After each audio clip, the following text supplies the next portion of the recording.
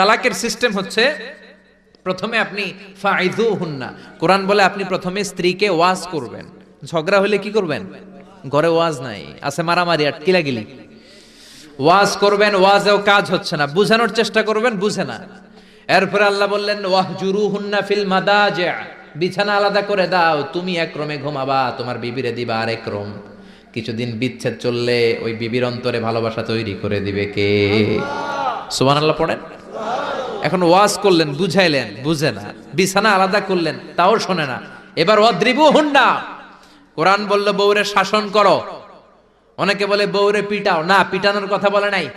ওয়াদ্রিবুহুন্না মানে তাদেরকে শাসাও, শাসন করো। মুফাসসিররা এটার তাফসীর করতে যে হয়রান হয়েছে যে কি দিয়ে পিটাবে।